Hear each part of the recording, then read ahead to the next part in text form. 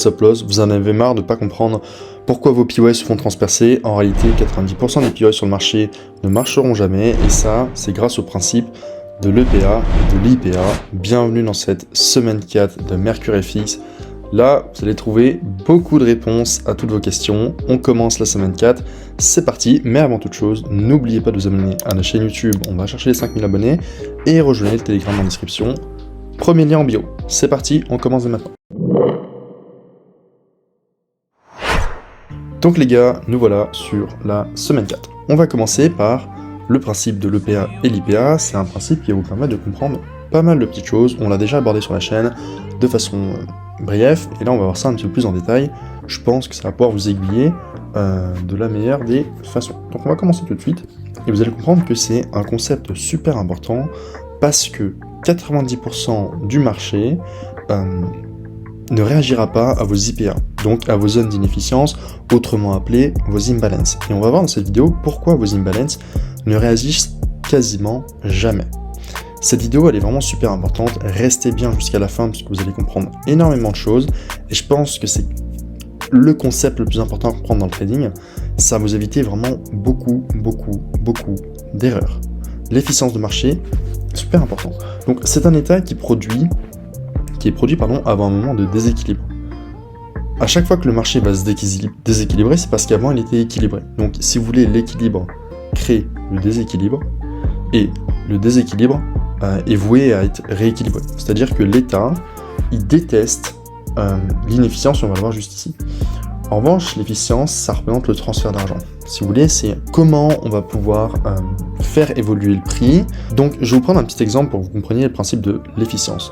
Le principe de l'efficience, vous prenez votre voiture, vous allez de Paris à Lille, tout simplement, il va falloir que vous rouliez, d'accord?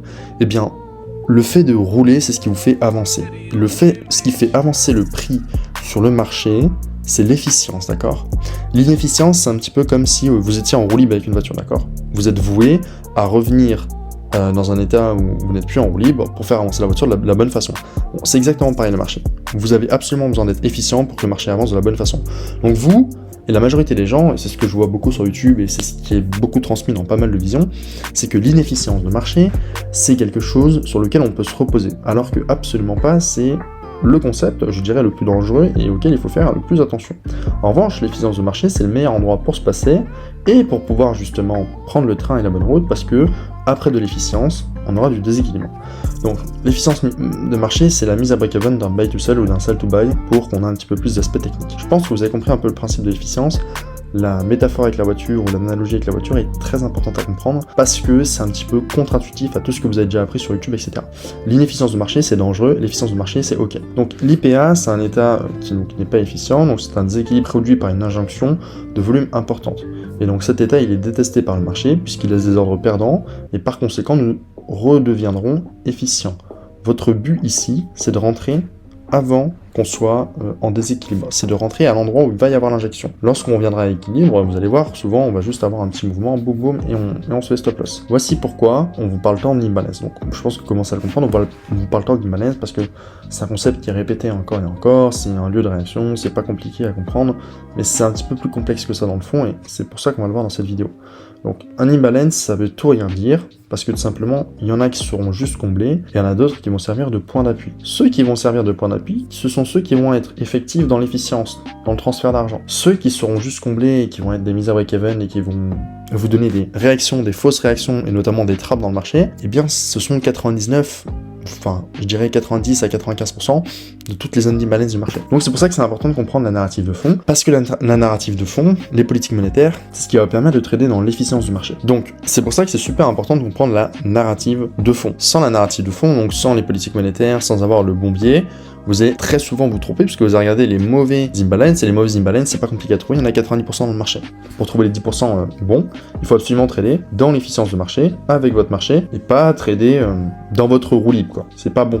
Vous allez souvent vous faire prendre des stop loss, et c'est logique que vous preniez plein de stop loss. Hein. Tous les gens qui prennent des stop loss aujourd'hui, il n'y a pas de doute, c'est parce que ce concept est très mal compris. La narrative de fond, c'est l'ensemble des politiques monétaires, des timings, des niveaux de prix, et des news, comme on vient de le voir. Et donc on va voir comment avoir les bons niveaux d'efficience. Et ben, vous pouvez pas avoir les bons niveaux d'efficience si vous comprenez pas cette boucle. C'est-à-dire que la narrative de fond, vous devez la comprendre. Si vous la comprenez pas, vous n'allez jamais avoir les bons niveaux d'efficience. Donc si vous n'avez toujours pas les bons niveaux d'efficience, travaillez d'abord de façon pertinente sur ce concept-là. Ne travaillez pas sur autre chose avant d'avoir compris ça. Si votre trading aujourd'hui n'est pas rentable, c'est parce que vous n'avez pas compris ça. Quand vous avez compris ça, bah vous allez forcément trouver les bons niveaux d'efficience, ce sera beaucoup plus simple. Et donc ce que je vous dis, c'est pour ça que vous allez être au bon endroit, au bon moment, en comprenant tous les principes qu'on a vus juste avant.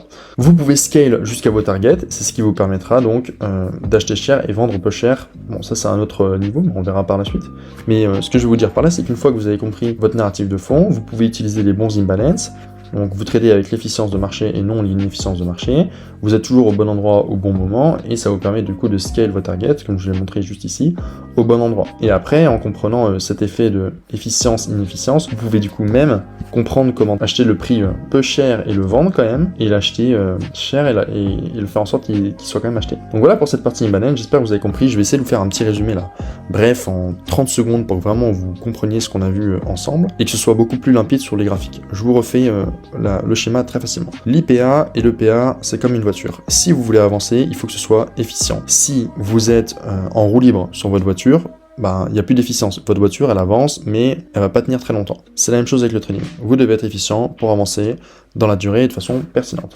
Deuxième chose, 90% de votre marché est composé d'inefficience qui sera du trap. C'est pour ça que vous devez absolument trader dans votre efficience, et dans votre efficience, il restera les 10% d'imbalance qui vont être comblés et qui vont permettre au prix d'avancer de façon efficiente, et c'est là où vous devez être pour être dans le bon sens. Et ce que je vous dis, c'est que pour être dans le principe d'efficience et avec ce marché-là, il faut absolument comprendre votre narrative de fond. Voilà le résumé qu'on peut faire pour cette vidéo 4. On passe directement au graphique, j'espère que c'est très clair pour vous. C'est parti. Donc, nous voilà sur les graphiques, et je vais vous expliquer ça un petit peu plus en détail dès maintenant. Première chose, vous voyez ici qu'on a pas mal de rectangles rouges, et ça ce sont tous les rectangles que vous pouvez tracer parce que vous vous dites que il y a de l'inefficience de marché, donc c'est potentiellement une zone qui va pouvoir réagir, vous allez voir une réaction, vous allez descendre en time frame, vous allez voir globalement un breaker block, boum, vous allez vous attendre à rentrer sur le marché là, et puis boum, boum, vous allez vous faire sortir. Normal, bienvenue, vous étiez dans une zone qui était juste vouée à se mettre à break-even. On n'est plus du tout dans cette narrative-là en fait. Ce qu'il faut comprendre, c'est que ce niveau de prix-là, il est dépassé. D'accord ? Tout ce qui s'est passé ici, on est vraiment dans un autre contexte monétaire. Là, ici, on est dans une politique monétaire plutôt de taux. Et alors que là, on était en train de changer la narrative juste ici. Toute cette phase. Jusqu'avant qu'on dise, bon bah là, on va très certainement alléger les taux pour 2024. Donc c'était très bénéfique. Octobre a servi de retournement, novembre a déroulé, décembre a continué, et là maintenant aujourd'hui on a un petit peu plus d'incertitude sur le marché, ce qui fait que, voilà, c'est pas forcément très clair. Mais comprenez bien une chose, c'est que tout là, ces PY que je vous ai tracés, ce sont des PY daily, d'ailleurs je peux vous montrer ça en daily, ce sera un peu plus pratique, voilà, ils fonctionnent pas. Parce que, en fait, la narrative qu'il y a ici, c'est la narrative de juillet, d'accord ? Là on passe dans une narrative sur août, ça n'a plus rien à voir avec ce qui s'est passé là. Et là, on était vraiment dans un autre contexte, sur d'autres niveaux de prix. Donc là, c'est pour ça que je vais vous dire un truc. Au début, si vous voulez faire simple, vous avez juste à trader dans le sens de vos PY. C'est-à-dire que là où vous voulez acheter, trader dans le sens contraire. Vous voulez vendre, trader dans le sens contraire. Vous voulez vendre, trader dans le sens contraire. Et à chaque fois, ce sera le même topo. Ok ? À chaque fois que vous voulez acheter à un endroit, je vous conseille de vendre à son endroit. Et pareil ici, vous vouliez acheter, attention, c'était un trap. Et bon, ça je vais vous l'expliquer aussi pourquoi. Donc on a bien vu dans la vidéo d'avant que l'inefficience de marché, c'est quelque chose qui est... il y en a deux types, d'accord ? Il y a l'inefficience qui est détestée par le marché, la roue libre, d'accord ? Celle-ci, celle qui est laissée il y a très longtemps et qui n'existe plus et qui est pas bonne, et celle qui va suivre votre marché, d'accord ? Je vais vous montrer un type... d'efficience de marché qui est valable. Un type d'efficience de marché qui est valable. Si vous voulez, on peut appeler ça un peu plus communément l'order flow. Mais globalement, voilà. Ceci est un type d'efficience valable. Là. Juste ici, pourquoi ? Tout simplement parce que votre narrative à cet endroit-ci, et depuis fin novembre, enfin début novembre, pardon, excusez-moi, on a un marché qui est en train de repartir aussi. Donc forcément que trader dans votre order flow ici, ça paraît très logique. Et ici, vous avez un IPA qui est valable. Excusez-moi. Ici, vous avez un IPA qui est détestable, d'accord? Qui ne fonctionnera pas et qui sera juste une mise à break-even de ce qui s'est passé avant. Parce que la narrative, c'est pas celle-ci. Donc vous devez absolument trader ce qui se passe sous vos yeux, vous devez trader ce qui se passe dans l'instant T. Tout ce qui est passé ne servira juste qu'à mettre à break-even le marché. J'aimerais vraiment que vous compreniez ce concept. Pareil ici. Vous en avez des tonnes. Et puis je sais qu'il y en a plein qui diront oui, donc on a eu une cassure ici avec du fort volume, donc on pourra avoir quelque chose. Et puis après il y a des énormes réactions et tous les gens vont en M1, M5, ils disent ok je vais acheter là et boum, stop loss. Non, non les gars, vous êtes vraiment pas dans le bon sens. Vous devez comprendre ce qui s'est passé ici là. Là on a eu un FOMC, ici on a eu un FP, et là on a maintenant un CPY. Si vous arrivez à comprendre tout ça, vous allez comprendre que le flux il est ici, et vous allez juste trader votre order flow, et donc si vous voulez trader l'efficience, ça revient à trader l'order flow. Voilà ce que je peux vous en dire. Pareil, là ici vous êtes dans un contexte d'order flow, parce que tout est bon. Alors que tous les PY là que vous pouvez tracer en daily, vous allez vous dire ouais daily c'est bien, c'est une grosse time frame, ça va vous faire des grosses réactions. Oui, ça va vous faire des réactions à l'instant T, d'accord? Mais cette réaction, vous devez comprendre ce que c'est. Cette réaction, c'est juste une mise à break-even de tout ce mouvement-là. Des ordres qui étaient perdants ici, on revient s'équilibrer et après on repart. Pareil, ici, vous voyez à chaque fois les réactions, bam, bam, bam, alors qu'en vrai, non, vous devez juste trader à l'encontre. Et je vous le dis, 90% de toutes vos zones d'imbalance du marché sont des trappes. Ne tradez jamais ces zones-là, ce sont les meilleurs moyens de vous faire piéger. Maintenant que vous avez compris ça, eh ben, vous devez comprendre vos politiques monétaires. Et ça va venir dans les semaines suivantes, on va le voir ensemble. Mais comprendre vos politiques monétaires, c'est ce qui vous permettra donc d'éviter de vous faire piéger à tout va. Et vous voyez que je peux en tracer de partout, il y en a partout des zones d'imbalance. Vous verrez qu'à chaque fois, elles ne fonctionnent pas. Et l'imbalance, c'est pas le concept qui fonctionne pas, c'est qu'il est très souvent mal compris. Et il faut l'utiliser de la bonne façon, en comprenant le bon order flow. Par exemple, cette imbalance est extrêmement valide, d'accord? Mais bien entendu, il y a des raisons derrière. Et les raisons, bah, c'est tout votre contexte de narrative derrière, vos news. Qu'est-ce qui s'est passé ici? Bon, par exemple, vous avez eu un CPY ici. Très pertinent, qui est revenu sur un niveau de prix très pertinent. D'accord? Boum. Ce qui vous permettait derrière, après, de jouer les tests et d'être dans le wagon. Mais tout ce que vous allez vouloir jouer, en fait, comment je peux appeler ça, à gauche, hein, ce qu'on appelle à gauche. Ne regardez jamais votre marché à gauche, hein. Mais c'est déjà du passé, d'accord? Les politiques monétaires ne sont plus les bonnes ici. Je vous en retrace parce que j'en vois partout, mais tout est... Vous voyez à chaque fois ça là, c'est une petite réaction, bah, c'est une mise à break-even en réalité, ici, pour pouvoir après faire le vrai mouvement, ok? Tous les imbalances sont voués à être mis à break-even à un moment donné ou à un autre. Il y aura toujours une réaction dessus. Mais ne vous faites pas piéger par cette réaction, c'est votre plus grand ennemi. Vous voyez, à chaque fois, peu importe les time frames, là on a une time frame un peu plus haute, donc comme on a une time frame plus haute, on a une réaction plus forte. Mais tout est piège, d'accord? Tout n'est vraiment pas bon. Et ce sera tout le temps le cas, d'accord? Donc voilà ce que je voulais vous dire. Vous devez absolument trader dans la bonne narrative. Une fois que vous tradez la bonne narrative, c'est beaucoup plus simple. Une fois que vous comprenez qu'à partir de ce moment-là, vous tradez baissier. Et ensuite, vous voyez qu'en fait, quand vous êtes dans le bon sens, et vous avez compris que ici vous jouez donc les volumes qui sont vendeurs, parce que vous êtes dans le flux de votre CPY, donc dans le flux de votre actu monétaire, donc ça fait très sens de jouer de la baisse. D'accord? C'est ça qu'il faut se dire.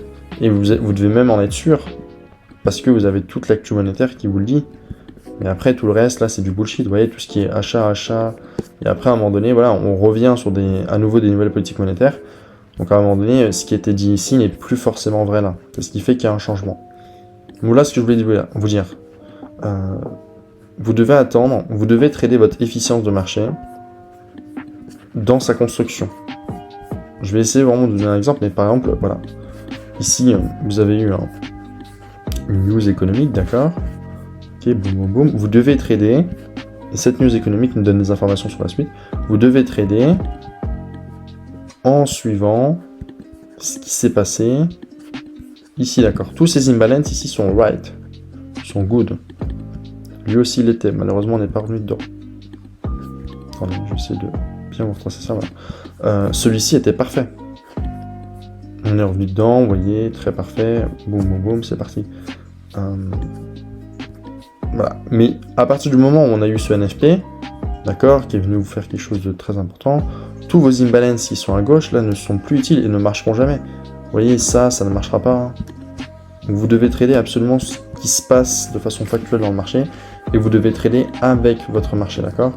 Donc trader avec votre marché, en fait, si vous voulez, on va finir par ça, c'est vous devez trader la construction de votre prix. Voilà. Enfin, je veux dire, toutes les fondations dans tous les IPA, plutôt, c'est un peu simple. Les IPA